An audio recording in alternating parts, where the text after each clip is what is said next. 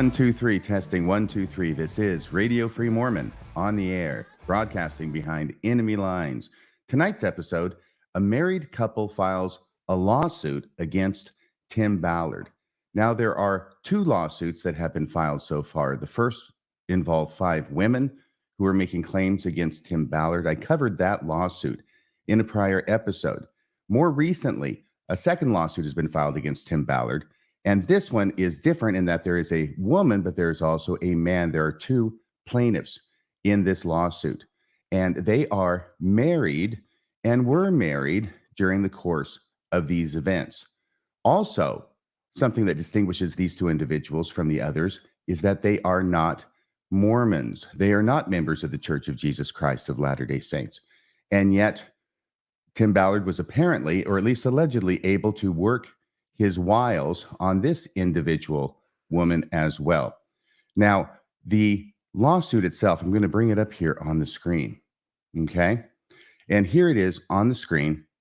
And it is filed, I believe, by at least a couple of the lawyers who are representing the 5 women. There may be some other lawyers involved in it. I'm not sure, but there is some overlap.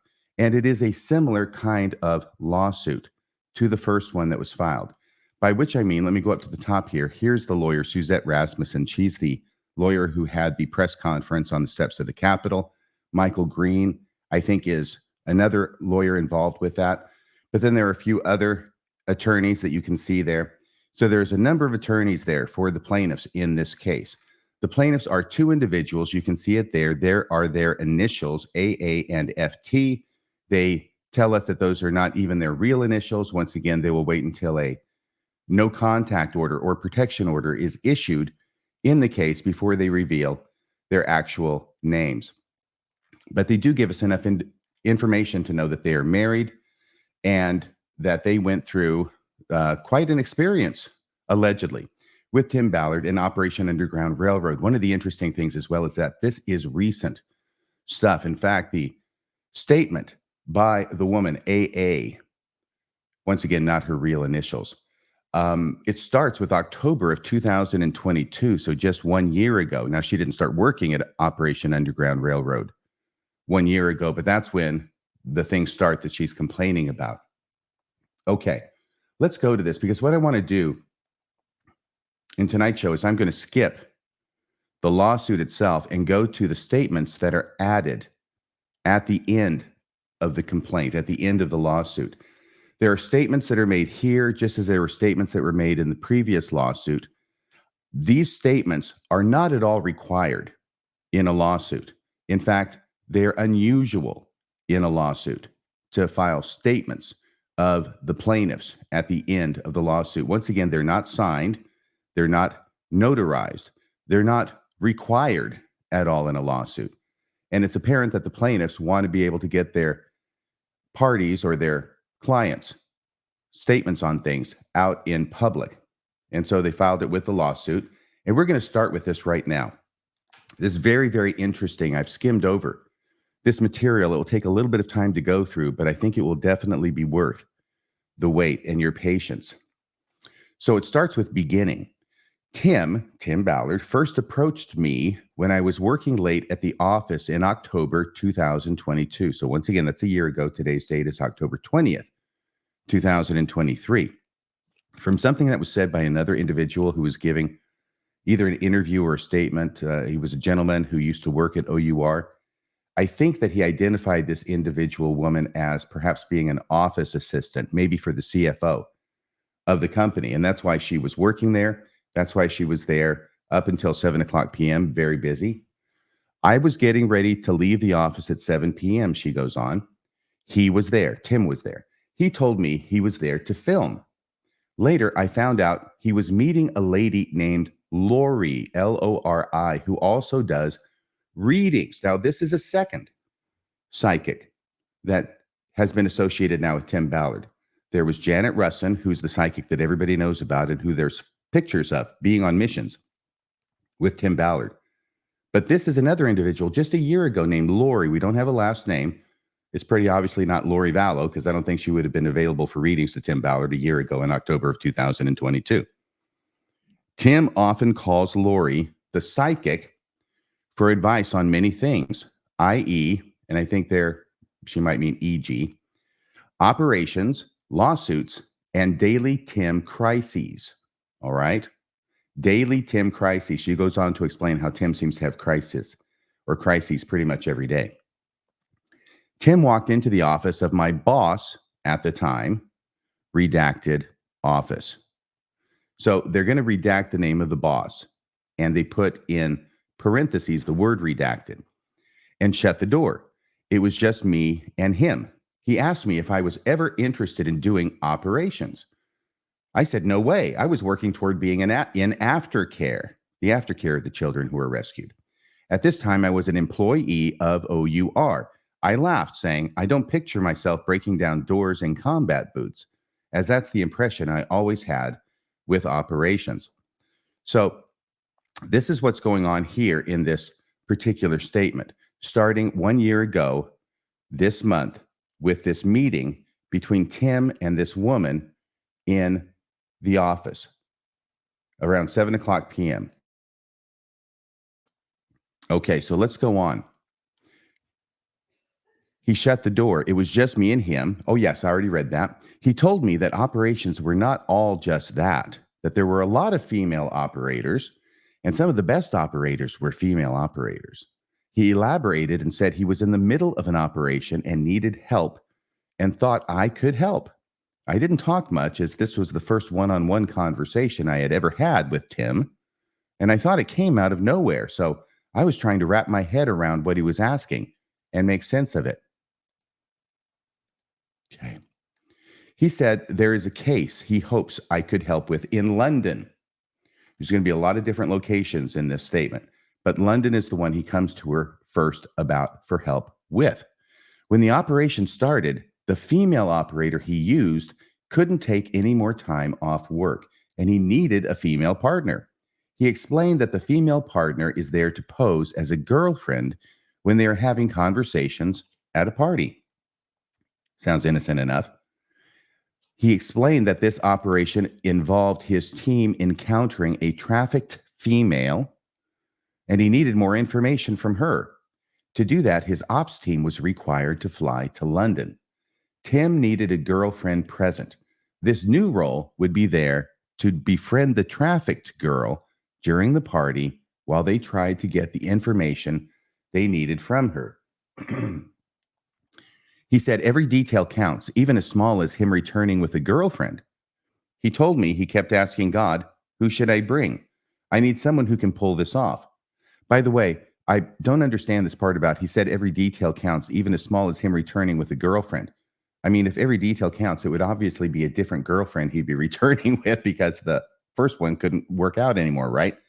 So he's taking a new girlfriend. So I'm not understanding that. That doesn't make sense to me. But Tim says, who should I bring? I need someone who can pull this off. He said he was driving down the road and saw my face, which was crazy because he doesn't even know my name. Then he apologized for not knowing my name. Dimitri, his bodyguard, opened the door, cluing Tim in to get on with it so that he could move along. Tim asked for my number, and then I went home. The following day, Tim called me and asked if I could fly to San Clemente, California for an ops training. It was the same time that the board meeting was happening. I told him yes. He told me repeatedly that all this needed to be a secret, and it was essential that ops was on the down low. I didn't find that weird, as no one at OUR talked about operations. It was all very secretive. When I got to California, Dimitri picked me up. Dimitri and I got some lunch, and he checked me into the hotel I was staying in. I remember Dimitri asked, so why did Tim fly you out here? I told him, honestly, I don't know how to answer that. Tim told me not to tell anyone or anything, so a few things were going through my mind already. One, is this a test? Two, am I in trouble for flying to California, since I am still so confused about what Tim was asking me to do? Or three, why is Dimitri asking me? Shouldn't he know? Looking back, I can tell now that Dimitri's response was clear, that he was annoyed that I was there. He was annoyed that Tim was up to something. Tim called me when Dimitri and I were getting lunch. There was music in the background, and Tim got mad. Where are you? Why are you not at the hotel? I told him we were finishing lunch and then checked into my hotel. At this time, it was about 2 p.m. Tim told me he would come by my hotel soon. I still didn't ask questions and just said okay. It was approximately 6 o'clock p.m. when Tim got to my hotel room. I remember feeling very uncomfortable in the hotel room alone with another man and afraid and shy to say anything. I also thought, this is Tim Ballard. I should feel differently. He was explaining roles in operations. He said, I go by Brian Black. When I am in the role, I will be Brian Black. He started to explain what couples ruse is. Yep, here we go with the couples ruse.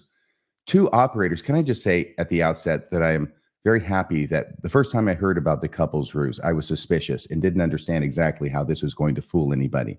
And it looks like the ruse really was its own ruse to get women with Brian Black or Tim Ballard alone, at least if these allegations are true. Two operators can block each other in strip clubs or massage parlors. It will cover any suspicion of the operators being the good guys.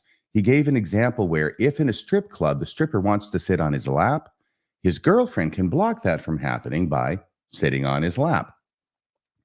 Another example was while getting information in massage spas, while getting couples massages, trying to get information, if the traffickers try doing anything to either one of the operators, the safe word is fuck me. Yeah, that's the safe word. Fuck me. It's actually the safe 2 words. And that is the clue to get your partner help in being sexually harassed by saying, get out. We want to be alone now. Well, I guess that makes sense since you just said, fuck me. By the way, I hope that there's going to be a trigger warning at the top of this. Don't let little kids watch it unless they're okay hearing this kind of language. More and more little kids are okay hearing that. Nowadays, I understand. Get out. We want to be alone now. So that's how the couples ruse works, right? We've heard this. Now she quotes Tim as saying something else we've heard before. Traffickers can smell pheromones, so we must have real chemistry during the couples ruse, or the traffickers will call us out. See, they're such clever traffickers that there has to be real chemistry, otherwise they can smell the pheromones, but they're also so stupid that they're going to be fooled by something as dumb as a couples ruse. Tim said he had rules that there is no kissing or touching private parts if he ever does a couples ruse with anyone. I remember saying, is HR, human resources, is HR going to pop out of the closet? In other words, why do we have to worry about this if HR isn't going to pop out of the closet? I mean, who's watching this? I remember saying this during the whole conversation because he didn't say any of this to me before I got to California, and I couldn't believe I was hearing what I was hearing. Okay, so that's why she was saying it, right? Is HR going to pop out of the closet? Okay. I think maybe she's thinking this still could be a test or something. The role he asked me to play still needed to be clarified. I was led to believe I was helping with a case in London, but not in the context of a couple's ruse in that way. Remember, she was just supposed to be a girlfriend to befriend the trafficked female in London to get intelligence.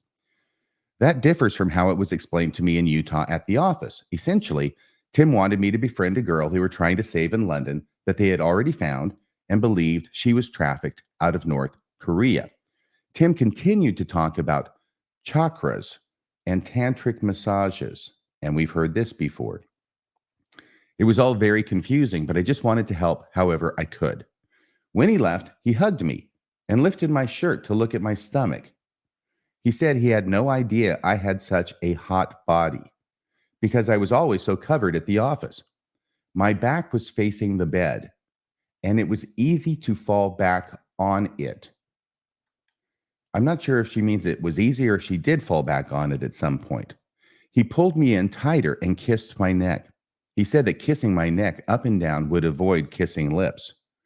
He had me lay on my back on the bed, there it is, to show me how to fake fuck while both our clothes were on. One of the positions he showed me was he wrapped one of my legs over his neck and began to thrust, explaining it would show as if his dick was sliding in me, but going under me without actually going in. He told me another female partner came up with the technique, and it works all the time, Bet it does. They were able to save hundreds of kids this way. Wow, just by fake fucking. It was so uncomfortable, but I dismissed it because it was Tim Ballard. And what did I know after all? He was the operator. I was someone he was told could help break this huge trafficking ring coming out of North Korea. Tim then left and said he and an operator would return later. He came back a few hours later, but was alone. He told me an operator would follow us in a different car, and I wouldn't see him. It was all part of the training. He said they would text him throughout the night and give us tasks. We would need to do them. This shows if I can pass the tasks assigned. Wow. We first went to dinner, and he said he got a text that said we needed to get in the hot tub. I told him that was dumb. We were at the Four Seasons in California, and people may recognize him. I did not want to do it, but I did it anyway. When I was in the hot tub, he took his shirt and garment shirt off. So if she's not a member of the church, she knows about her garment shirt. He took his shirt and garment shirt off and mentioned he sees angels all around. He sees angels all around is what he says in the hot tub, and that this isn't wrong. Afterward, he took me back to the hotel and I went to bed. He returned to his uncle's house where he was staying. Tim instructed me to keep this information, tactics, or events private from anyone else. The next day, he was in board meetings most of the day. I was doing strength training with Matt Cooper, which consisted of nothing unusual, just workouts on the beach. We ate dinner at Tim's uncle's house that night. I went back to my hotel room alone, then flew home the following day. I'm not aware if anyone else at OUR knew that I was there that weekend or ever knew I was an operator, except for, and now we have blank, and I'm going to say blank. It says redacted here. I'll just say blank, which obviously refers to some name of somebody who may have known that she was there. The CEO at the time, so whoever this was the CEO at OUR a year ago. Brad was fired only a short time after I started doing operations. Now, here is an interesting place here. Okay, we have not met anybody named Brad so far.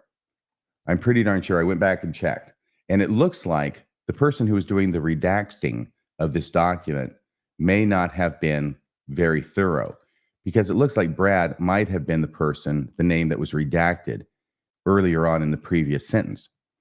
But it goes on to say Brad was fired only a short time after I started doing operations. Now, blank texted me one afternoon to check up on me.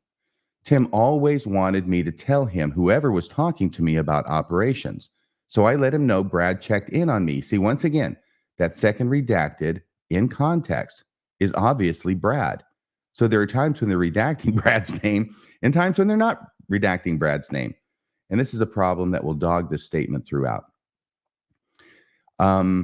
Okay, so I let him know Brad checked in on me. Tim later told me he called Brad and yelled at him for going around Tim's back. Brad is the CEO. I'll bet that's who she was the personal assistant for, or the office assistant for. And it can be intimidating for me to get a call from him. That was weird, but again, I ignored it. But ultimately, I was embarrassed. My operations were and always have been a secret. I was led to believe this because operations is confidential. I don't think my boss, redacted, it's probably Brad, CFO/COO, knew I was going on operations. I was not allowed to discuss it with him or tell him. This made my job very difficult. Well, I can imagine it would. I was in all day-to-day business operations and projects. Then at night and weekends, Tim had me doing the Tim Ballard brand and traveling abroad for operations. I didn't get any additional pay. I did not expect or ask, as that was not where my heart was, but I felt Tim was putting me in unfair situations. Boy, is that an understatement. I felt Tim was putting me in unfair situations, and I couldn't voice it because he was the founder of OUR and must have had good intentions. One day you will make lots of money, he would always say, if I would start to bring up any compensation relief, which was never my goal to do. It was making things difficult for me at home. I was away from home more and more, with no extra pay or real reasons to explain to my husband FT, that's his fake initials, to my husband that no position title change made sense on why I was doing what I was doing or salary change, which logically makes sense elsewhere. So I think what she's saying here is that she's not got a raise. She hasn't gotten a new position or title. She's just gone all the time, and she's not supposed to tell anybody, including her husband. Simple questions couldn't be answered like, am I covered insurance-wise if I am on an op? Tim had me spying on everything in the office for him, which made it weird for me relationally as I was close to everyone. Well, that's why you'd be a good spy. As I said, I was in everyday business operations for 6 months before Tim. There was always something or someone doing wrong to Tim in Tim's eyes.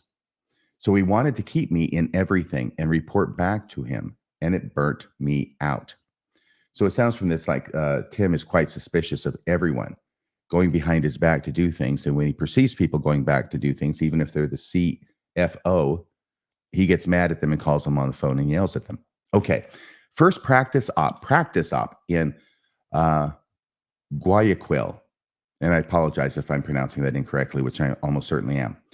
This took place in Guayaquil.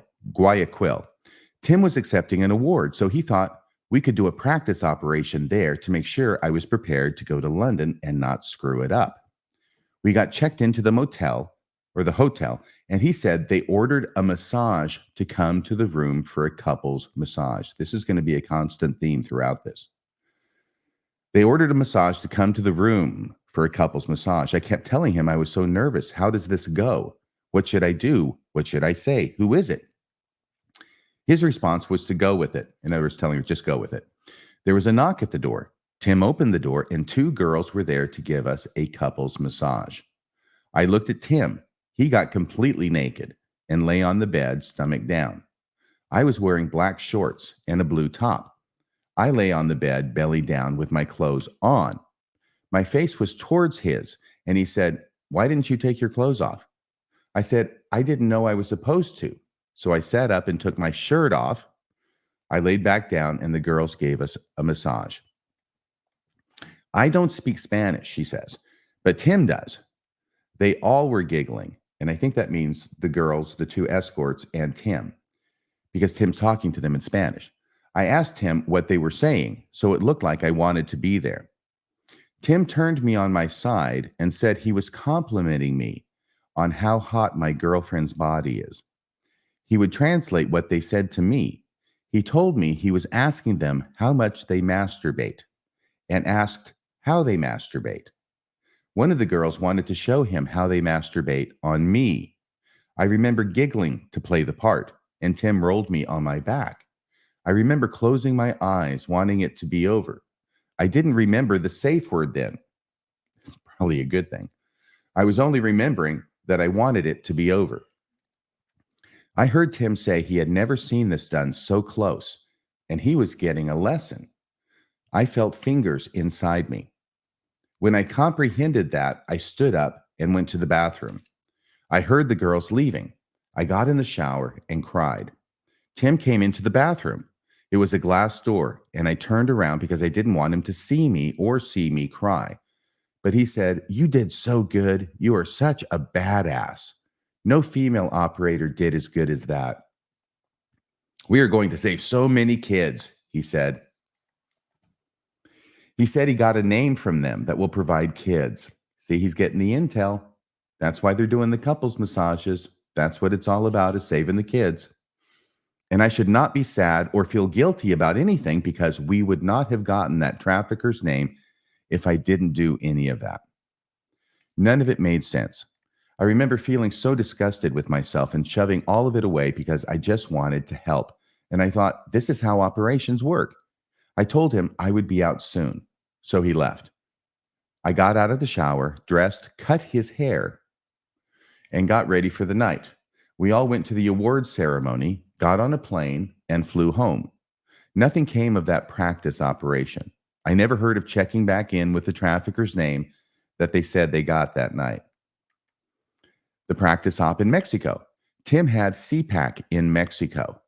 I went with Tim, Dimitri, and Matt Cooper, who apparently goes by Coop, to have another practice leading up to London. Mind you, in between these practice operations, the text messages and constant reminders of how important it is to keep everything a secret were a continual reminder.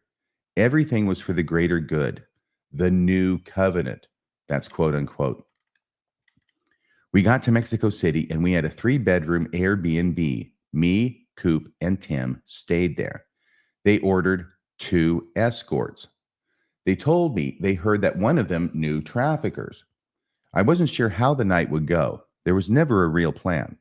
I always asked, and he said it was impossible with operations. We had a goal, but besides that, we just got to improvise. I found comfort in not speaking Spanish. It took the pressure off slightly. The 2 escorts came over. I stayed in my room for a few minutes. Tim showed me off as his girlfriend when I walked into the living room. The party continued. There was alcohol and just conversation going. I was asking Tim to ask them questions for me. What do they do for work? What is it like being an escort? How much money do they get paid? Tim told them I was interested in being an escort, but I elaborated in letting them know that I didn't know how to do that sort of thing. I was using that as a defense in getting out of what I felt was coming, which was Tim wanting to be alone with Julie in the back bedroom. So Julie is apparently the name of one of these 2 escorts. And for some reason, she thinks that what is coming is that Tim's going to want to be alone with Julie in the back bedroom. My saying I didn't know how to do that work got me in a worse position. Tim said, "Oh, let's have blank teach you." And this could be Julie, by the way, because once again, I think that sometimes they redact Julie's name and other times they don't. But it's one of the 2 escorts, and it may be Julie. Let's have blank teach you. I didn't have a choice. We all walked to the back bedroom. Tim lay on the bed, and Julie, see, there's the name again, and Julie got completely naked and crawled on Tim. She was talking to Tim, telling him to tell me guys like this. Excuse me. She was talking to Tim, telling him to tell me guys like this, guys like that. I kept my clothes on and sat on the bed. She asked him why I was shy and still had all my clothes on. Tim asked, and I said to tell her, because I don't know how to do any of this, remember? The other escort that came in the bedroom and allowed us to break up the sex escort training session. I think that should be a then. The other escort then came in the bedroom and allowed us to break up the sex escort training session. When blank left, which is probably Julie, when Julie left, Tim asked her about the kids and traffickers they knew. Blank elaborated, which may be Julie, or maybe the other one left, and then Julie stays. At any rate, they appear to split up, the escort split up. Blank elaborated and said she could help us get information. She wanted to return the following night, but hang out with me. Second night with Julie in Mexico. Okay, so there's Julie again. That night, it was just me and redacted. It's Julie, right? I elaborated on the character as the girlfriend wanting to become an escort, her character that she's playing. Just asking her questions, becoming friends, but ultimately seeing if I could get any information about the traffickers she allegedly knew. As I talked to her, I told her I owed Brian, Tim. Okay, this is Brian Black. Okay. As I talked to her, I told her I owed Brian Black, which is the fake name for Tim Ballard, a lot of money. So I needed to become an escort like her. How do I do it? She told me I needed to get in these groups, and to do that, I needed to provide boudoir photos. She also said she could provide kids sold in these groups on WhatsApp. I could get in these groups and meet the traffickers if I provided boudoir pictures of myself. Tim was all for the pictures being done. I got the pictures of myself and sent them to Julie, Juli. Julie sent them to her WhatsApp groups. Finally, we get to the London op, the one that she was supposed to be preparing for. By the time London was here, Tim had me looking online at escorts anywhere we went, wanting me to order them for the night in hopes we could get any information on trafficked kids. He was convinced the new way to find trafficked kids was through escorts. Tim had me make my profile pages with escort agency ads with my boudoir photos. He had me book escorts for every night we were in London. 2 escorts came one night, and he told me to wait down at the bar for 20 minutes. When I got upstairs, they had just gotten out of the shower. The girls were surprised that I came, so they left. I was relieved. The next night, another escort came. He told me, and I think that's Tim. Tim told me to wait downstairs at the bar for 20 minutes. I was downstairs with Coop and told him I didn't feel this was right. I don't know much about operations, but why must he be alone with escorts? I walked upstairs. Tim was in a robe on the bed with the escort. I walked over to the escort and started talking to her like she was a friend, which ultimately killed the mood. I befriended her, as that was my role for the London op anyway. So I felt good enough to do that instead of engaging in anything sexually, and I did not have anything in me. I don't know if that means that she hadn't been drinking. The real op in London, we had one big suite and hotel rooms. The big suite is where the party is going to take place. The objective of this operation was to get additional information from this girl to confirm she is currently getting trafficked. To do that, we also needed to order her through her agency. So we did that. And she then met Coop at his hotel room. Tim and I came in. I was introduced as his girlfriend, Tim's girlfriend. He talked about chakras and tantric massages. He was explaining where the chakras were.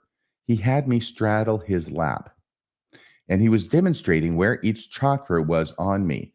You know, I am no expert on chakras. I think I may have seen a poster in passing, but I think there are these places of energy that are up and down the center of the body. They may have some to the side as well. Like I say, I'm no expert, but there's a certain number of them. So he demonstrates where each chakra was on me. Then he said we were going to take a shower. It was almost a production. We walked into the bathroom. He turned the shower on and made sex noises to make the individual think we were having sex in the shower. We got out and walked upstairs to the party to get the needed information. Once the night was over, we were happy she provided the information, but there has always been one major factor that never made sense to me.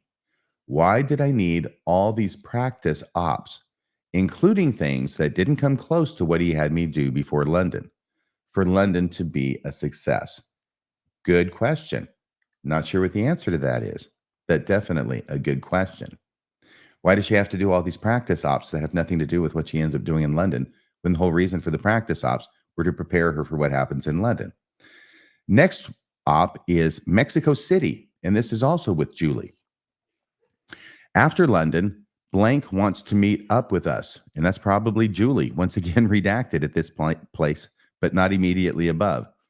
After London, Julie wants to meet up with us because she has information. The operation started terribly from the beginning. We missed our flights and our luggage was rerouted to another state. We arrived in Mexico City late at night, but still met Julie and 2 of her Ukrainian escort friends. Redacted was the case, blank was the case we had been working on for a few months.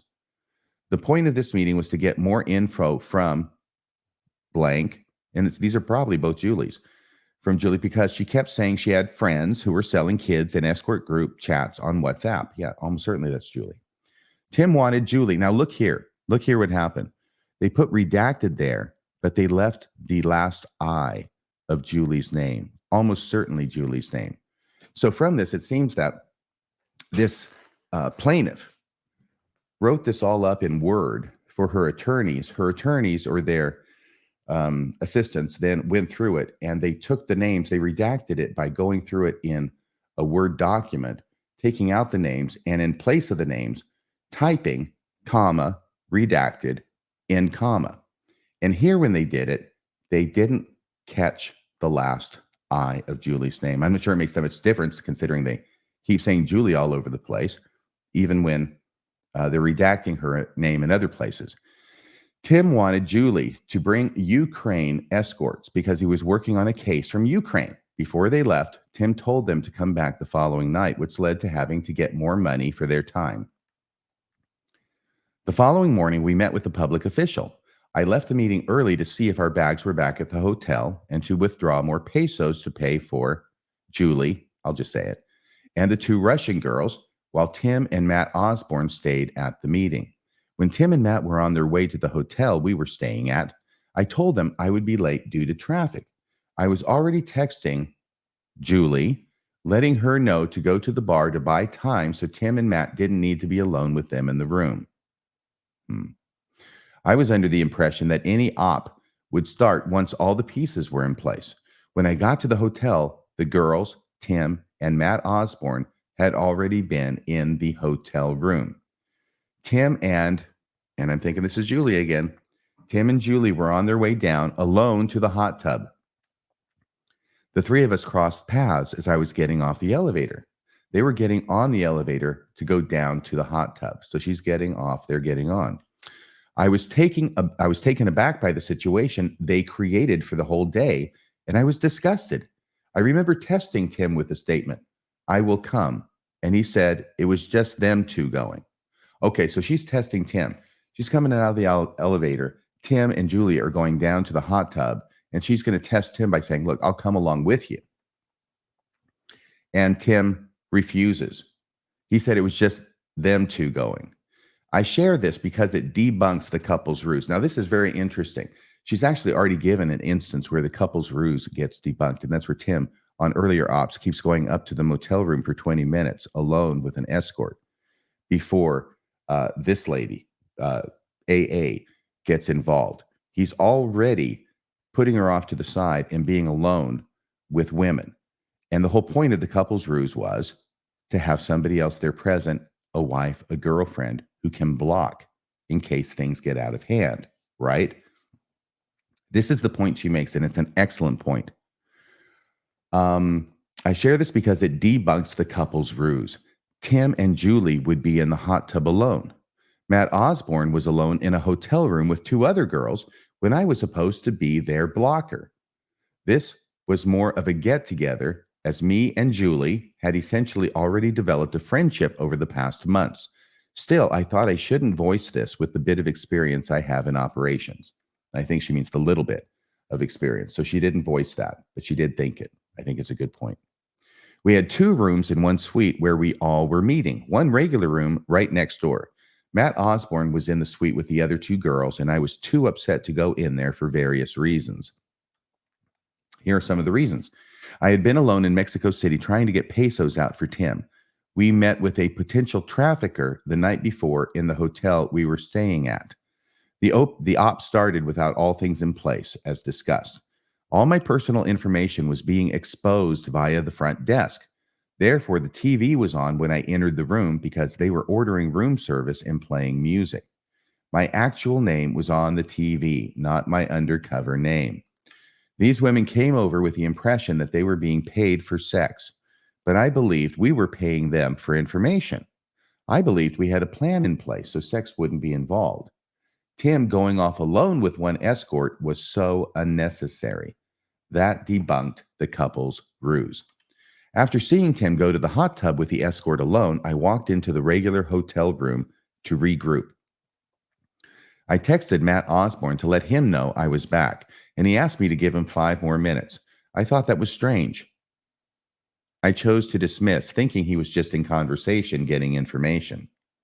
When 5 minutes was up, I knocked on the door. Matt had makeup on his face, leading me to believe he was kissing one of the girls. Shortly after I arrived in the room, Matt got a text from Tim. Tim asked if we could all leave the room because he and Julie were on their way up from the hot tub, and he needed a little longer with her. So Matt, the two girls, and I went to the restaurant downstairs. It was approximately 30 minutes, and then Tim texted Matt and said they were done and we could come up. We all got upstairs. Tim had a robe on. The shower glass doors had water on them, and her bathing suit was on the floor by the window. Matt Osborne left almost right away. I talked with the girls for about 10 minutes, and they all left. Tim told me immediately, as soon as they're alone now, right? Tim told me immediately that he found himself in a tricky spot. We're in a tight spot. I remember listening with disgust, and he then said she wanted to have sex with him so bad. I mean, wouldn't you? And when she went to get the condom, he hurried and masturbated. So by the time she either turned around or walked back, he was able to tell her he couldn't have sex anymore. Well, that's one of the fastest masturbations I've ever heard of. Okay. But this is his story, and he's sticking with it.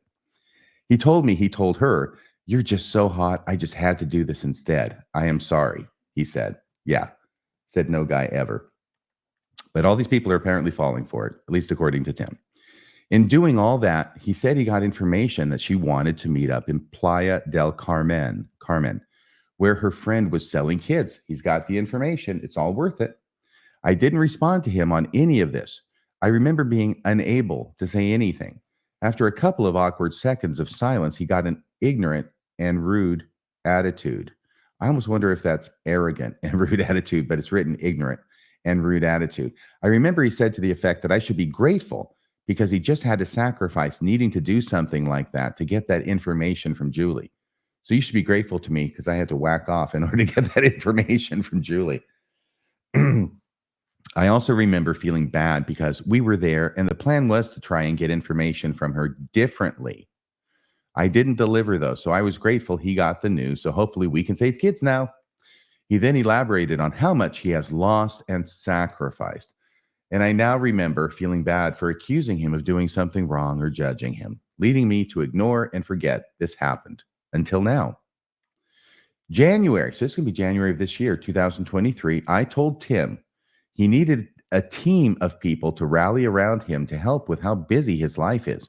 He needs more employees. I suggested 2 individuals that I already knew from the office. These individuals had been with OUR since the beginning, and I thought he could trust them no matter what. He created a department called Founders Group. They had kickoff meetings at our Miami office over a weekend in January. When he returned, he told me he would take one of the individuals on the upcoming operation, one of the 2 I think that she had suggested. I told him I did not think it was a good idea, but Tim knows best. He works off of instinct, and that was that. The operation he was taking her on was the takedown of a 3-year process finally ending. It was also strange taking someone on there at such high risk with the potential of compromising and losing any of it. Yeah, this is a newbie. He's taken at the culmination of a 3-year operation to do the takedown. Okay. I was going to Mexico 2 days earlier to finish the blank operation with 2 other operators. I was going to see Tim and this other individual for just 1 day before I went home, and they went on to start their operation. Tim and this individual arrived at the safe house alone, which implied they traveled alone to Playa del Carmen, where we were all staying. I was checking in with Tim's new female partner, and she seemed good. Tim did the final meeting with Julie and me, and nothing came of this. So once again, Julie's name not redacted. Fast forward to mid-March. Tim, myself, and the OUR development team were in Miami for a speaking and fundraising event and gala. Tim always liked filling the time when we were traveling, so we pulled a list of escorts near the area. That's what he fills his time with, I guess. So we pulled a list of escorts near the area, and he wanted to do some bodyguard tactics. There were 2 other operators as well to help with this operation and accompanied Tim's security. We rented a 3-bedroom condo and 1 other condo in the same building. Right before the speaking event, Tim got a call informing him that his lawyer, Brent Anderson, was flying into Miami to inform him that the individual he brought to Mexico in February had filed a complaint. This is when the stuff is going to start hitting the fan. It's now early January, February of 2023. And the movie's going to be coming out. Ultimately, it would come out on July 4th of 2023. So this person, this woman that Tim had brought to Mexico in February had filed a complaint, and Tim's lawyer, Brent Anderson, breaks the news to him. He wanted to be with him personally to tell him the news. Tim was so upset, dry heaving and throwing up. I guess he's doing both. He gathered himself up enough to speak at the event and returned to the condo. By that time, Brent was there. The 3 of us talked briefly. Tim was very detailed about what had happened that whole week with him and that other individual. He claimed his innocence and that nothing had happened. Then Tim brought blank, an operator, and Tim's security for the weekend to speak on how operations work. Tim told me not to have blank come to the condo until he told me to. He was always particular with details. I never knew why blank was not able to be there when Brent arrived. Okay, let me go through this again. Then Tim brought blank, an operator, and Tim's security for the weekend to speak on how operations work, I guess to the lawyer. Tim told me not to have blank come to the condo until he told me to. He was always particular with details. I never knew why blank was not able to be there when Brent arrived. Okay. He was called in later, maybe to keep him in the dark. I don't know. Brent put Tim's mind at ease, letting him know that they would do an investigation so that they were covered if anything came back in the future. They could say they performed an investigation and Tim was innocent, which makes sense. Once we got back to Utah, all my updates on the investigation came from Tim. So this investigation that they're doing about this complaint that was made from this woman that Tim took to Mexico. I was working from the Linden office and traveling a lot. I never saw anyone from the main office. Tim kept asking me to write a complaint letter to OUR regarding sexual harassment and harassment against OUR because the individual lied about me when this happened. Okay, so I think that what she's saying is that Tim kept asking AA, the woman writing the statement, to write a complaint letter to OUR regarding sexual harassment and claim that this alleged victim of Tim's, who's now filed this complaint, is sexually harassing Tim and harassing OUR because that person has lied about Tim when this happened. Earlier, she had told me that people in the office were uncomfortable with me being an employee, but later recanted and told the investigators that was untrue. This allowed Tim to tell me that this individual is jealous of me as a fellow employee, leaving it accessible for him to cause tension and mistrust between me and this individual. I never wrote a complaint to OUR, and I never told Tim that I didn't write the complaint to OUR. Okay. I talked to Human Resources one time. The conversation consisted of me expressing confusion with the whole situation, and I couldn't wait for it all to be over, but that was it. Again, these people were my friends. Tim told me he repeatedly would ask Catherine, his wife, to write a complaint to OUR. So the same thing. So Tim's saying to this lady who's writing the complaint that he would frequently ask his own wife, Catherine, to write the complaint to OUR about the sexual harassment. He told me she didn't want to. He called me one day from his car. He was reading her complaint to me out loud, but I could tell he was erasing and editing sentences as he was reading it out loud.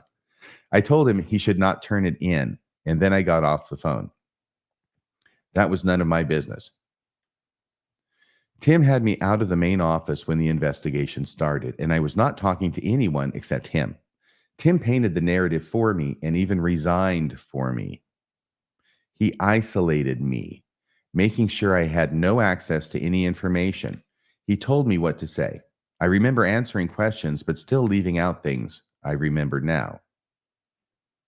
He coached me on all. I've got to say, when you say, I remember answering questions, but still leaving out things I remember now, it sounds like that she has answered questions as part of an investigation, but she left out some information. She says she remembers it now, but this leaves her the opportunity, so she claims, to add things that she didn't say initially in this lawsuit and in the statement probably.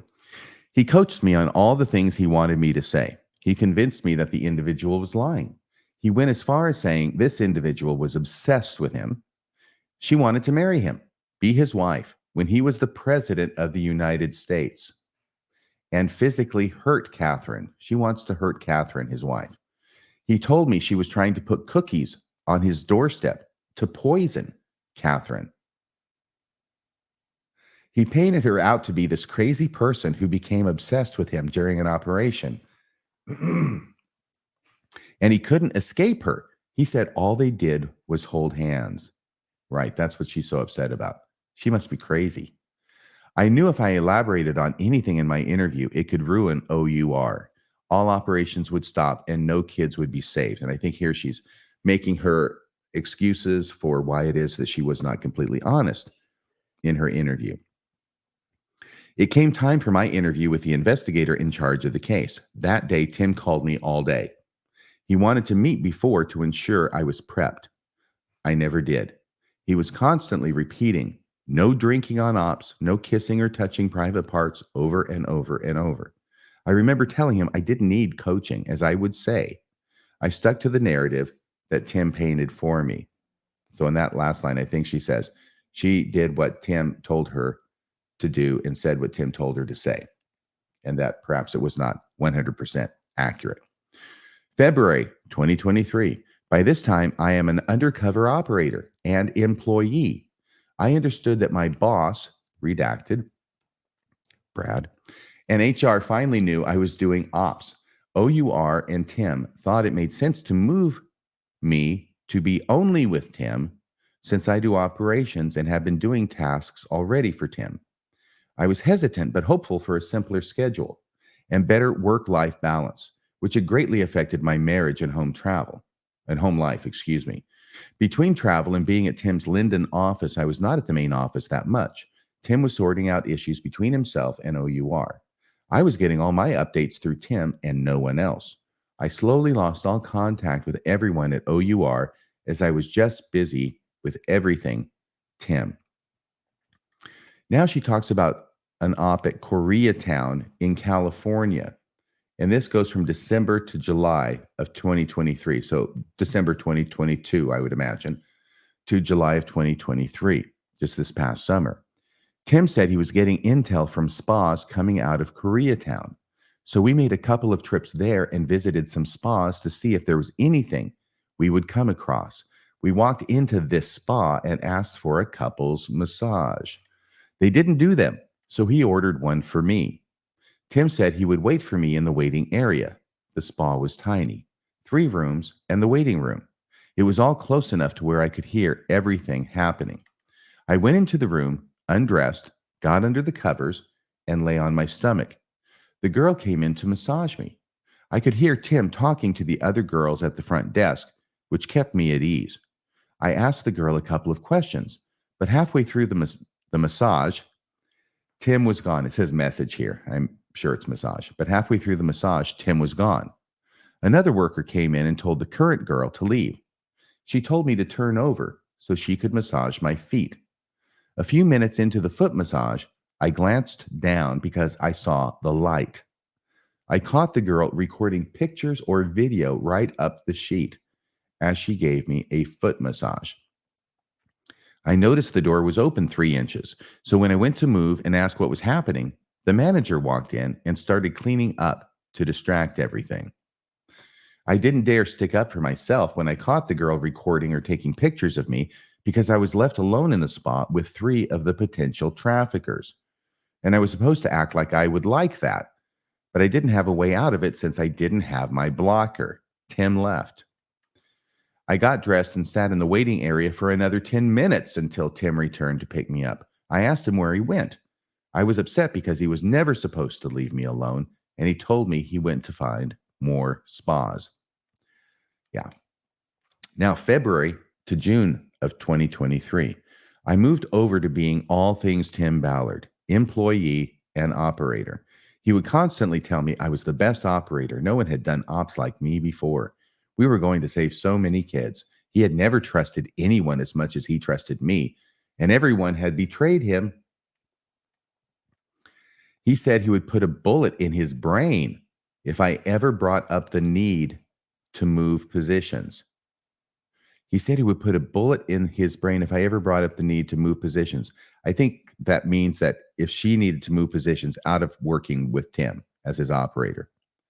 I handled all personal Tim Ballard brand and operations. I was prepping for the Sound of Freedom tour and speaking gigs. Tim was also trying to implement Operation Bodyguard. So he's got another idea, the couple's ruse. This is Operation Bodyguard, which consisted of couples or 2 operators going undercover anywhere. Spas, clubs, ordering escorts to rooms, and trying to get intel from them. He was convinced that escorts were the way to get all information on human trafficking and that the couple's ruse would thrive. through Operation Bodyguard. He was planning the initial training in the Dominican Republic and had me reaching out to couples of his choice to coordinate a time to get there. This never happened. Now, June to September of 2023. Once again, we're in October of 23 right now. So that's just last month this ends. Tim was telling people he resigned from OUR because there would be a conflict with Sound of Freedom. He said that recently too. And I remember remarking saying, I'm not sure I see what the conflict would be. And he wanted to start the Spear Fund. I always felt weird about that because I was with him on June 9th when he got his termination letter from OUR's board members and OUR. He never gave me clear information. In other words, that seems weird because I was with Tim when he got his termination letter, i.e., he didn't resign. He kept me so busy with tasks and me just consoling him daily that I didn't even have the mental capacity to think about getting logical answers to anything I asked. Suppose I did ask a question that deserved a logical explanation. Tim always responded with a crisis he was dealing with. So the subject would be different. In other words, we're not going to talk about your subject. We're going to talk about all the trouble I'm going through. Nobody knows the troubles I've seen. And we would then be talking about him again and fixing anything he needed or complimenting him, telling him it's all going to be okay. I would then feel bad for whatever he was going through and for asking such questions. I personally never had a conversation with OUR about resigning myself. Tim did it all for me. I was under the impression that I was only leaving to work for Tim. I was told OUR was giving Tim and the Spear Fund a year's grant to cover my salary. Tim or Spear Fund has not paid me. I think when she says that, she means Tim was telling her that, but she has not been paid. I have not received any salary while working with Tim or the Spear Fund, only partial reimbursements. So I think this resignation part is about her resigning from OUR so she can go to work for Tim at the Spear Fund. He wants to have her follow him. When I got a separation and release agreement, the wording needed to be more apparent because nothing was adding up. After all, I thought I was only resigning and not being terminated. My husband was the one who brought this to my attention when he read the fine print. There were things in there mentioning I was not rehirable. Why is that? I asked Tim and didn't get clear answers. I don't believe I was given a fair chance of leaving OUR in a friendly manner. I never knew Tim's narrative as I could not be involved in any conversations. I have been violated and taken advantage of while working in day-to-day business operation tasks at OUR, ops, and an employee, all while being asked to keep it a secret from everyone I know. Never mention it to anyone. No one understands, she's representing Tim as saying. This is for the greater good and the new covenant. We had to be married in past lives, he would say. Okay. We had to be married in past lives. So once again, we're getting the hints of the Chad Daybell, the Lori Vallow stuff, which may or may not be traceable to the Tom Harrison book, Visions of Glory, which apparently Chad Daybell and Lori Vallow were very into. And she was reading a copy of that very book out by the pool when she was sunbathing in Hawaii, when she was served with papers by law enforcement that she had to produce her children. She was reading that book at the time. We had to be married in past lives, Tim allegedly told this lady. I resigned from OUR under a narrative that I had no control over. Tim kept me so busy and isolated from other operators that I never had the chance to understand true operations and all right protocols. I was never able to have any communication with him once I left the Spear Fund to understand the full scope of what was going on. So apparently she's leaving the Spear Fund as well. Yeah, this is not a model of clarity at this point. OUR knew the total capacity of what I was being exposed to and did not care to reach out to me in any way this whole time. Instead, they did the opposite, keeping me in operations and putting me in the role of being more available to Tim Ballard. I believe Tim had me join the Spear Fund as a cover to protect himself from these other women he knows he violated for his gain. Tim had a habit of asking me to cover for him on many things. One in particular was asking me to take blame for dirty text messages he said was a tactic that we used in operations on our burner phones. He was always so worried that they would leak out. So apparently, she's the one who has to take blame for him. She wrote him, not Tim. Over the past year, I have distanced myself from all my friends and family, thinking it was because I was so busy with work. Still, it was because I couldn't relate to anyone in normal conversation with the things Tim was having me do. That this was in the name of God, through revelation and saving children. This happened through Tim's mind games and manipulation, guilt trips, and last-minute crises, especially when I would speak my mind. I felt I needed to clean up all of Tim's crises that he would throw at me, even when it would supersede my family and personal life. Working for Tim has cost me relationships, my marriage relationship, and time away from my family for 1 year. I have burned bridges for this man without knowing it. I have gone into debt for him. And when I would bring it up, it always would come back to a personal crisis Tim was going through. I would feel guilty for asking for a paycheck I never received since June, or for covering his expenses this year. Since I resigned, I have been able to breathe and realize this was all mind games and manipulation for his personal gain that I will never understand. And now she writes a list of statements or comments that Tim would make to her multiple times. She says, Tim's recurring comments to me. Okay. Traffickers can smell pheromones. We are doing this for the greater good. This is all for the new covenant. I see angels all around you. Catherine chose you. These aren't our real bodies. Jesus gave us our bodies to use like this, referring to the couple's ruse. Our bodies are a tool. I would do anything to save a child. How far would you go? Janet and Lori, the two psychics, right? Janet and Lori said, you would never turn on me. You are the only one who could ruin me.